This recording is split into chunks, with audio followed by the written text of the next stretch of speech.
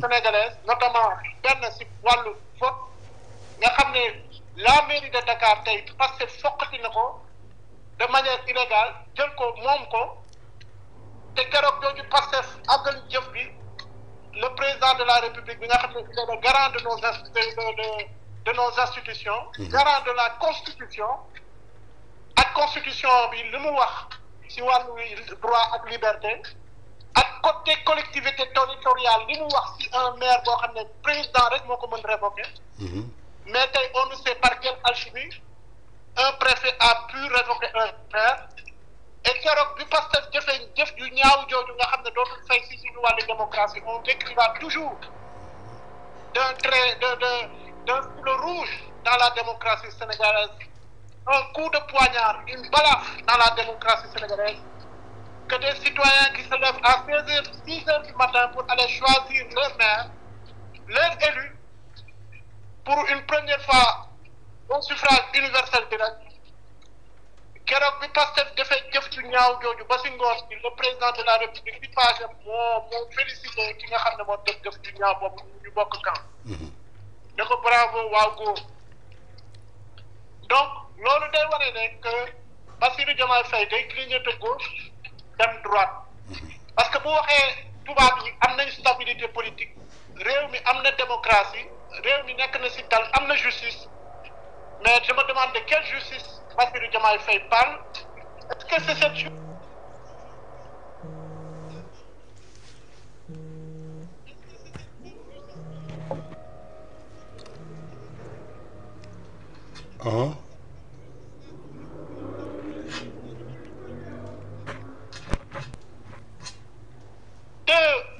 voire 3 rapports d'expertise médicale qui, quand même, noir sur blanc, indiquent que cette personne-là peut même mourir dans son sommeil. Et pourtant, ce prisonnier, cet accusé, qui jouit de la présomption d'innocence, qui en est qu'au stade d'accusation, qui continue de risquer sa vie en dormant en prison. Ouais.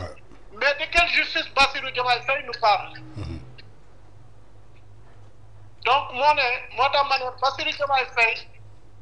est un président dangereux et c'est pour ça que parmi nos pancartes, on a dit que malgré que le Sénégal soit sous les eaux, Bassirou Diomaye Faye a passé 9 jours au Japon et 2 jours en France. Quelque chose qui ressemble comme à de la villégiature, maanaam ay vacances déguisées sous prétexte que day liggéey pour le Sénégal mu bàyyi ay régions entières di patauger ci ndox bi muy wër di taxawaalu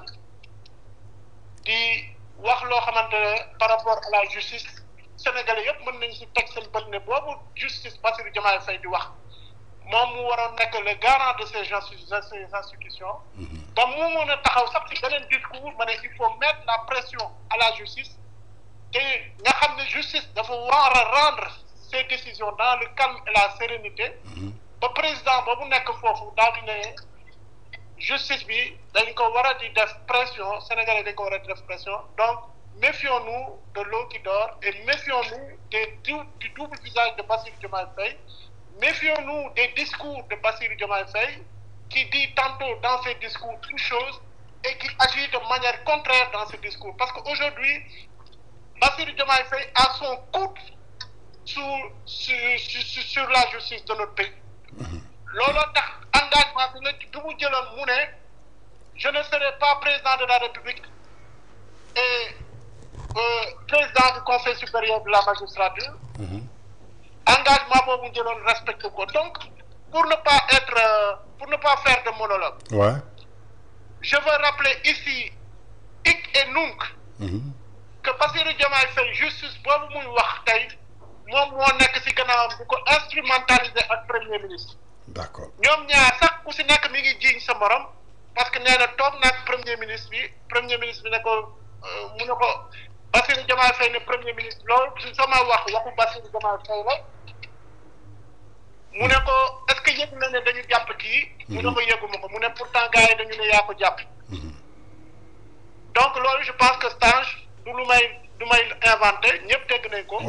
Bassirou Diomaye Faye sur un plateau télé buy wax loolu. Donc ça veut dire que dans cette justice-là aujourd'hui, on a l'exécutif aujourd'hui qui se permet de dire publiquement si c'est l'un ou l'autre qui ñuy jàpp wala ku ñu dul jàpp. D'accord. Je rappelle juste pour terminer foofu la phrase du Premier ministre à Agnam disant que Farba Ngom ce serait sa dernière campagne électorale. loo xam ne sax jéggi na maanaam injonction si wàllu justice dafa nekk loo xam ne sax c'est une menace de mort. moo tax aujourd'hui on peut se dire si quelqu'un comme Farba Ngom continue de demeurer en prison est-ce que Premier ministre bi lu mu waxoon si kàddu woon Matam dafa bëgg a Farba Ngom dee si kaso bi parce que waxoon na ne bii mooy sa dernier électoral. sa dernière campagne électorale. D'accord dinaa ñëw ci Farba bi mais dama bëgg a jeexal ci tournée économique bi nga xamante ni maanaam mooy forum économique bi amoon foofu ginnaaw loolu dañu dégg ngeen déclaré persona non grata kii nga xamante ni mooy le président Bassirou Diomaye Faye et son premier ministre ñu gis ni que ci déjeuner bi nga xamante ni le président am na ko avec le président français Emmanuel Macron dañu gis bu koy tendre la main pour que France mën a jàppale Sénégal jëmale ko ci li nga xamante ni mooy plan de redressement économique bi ñu annoncé aussi le premier ministre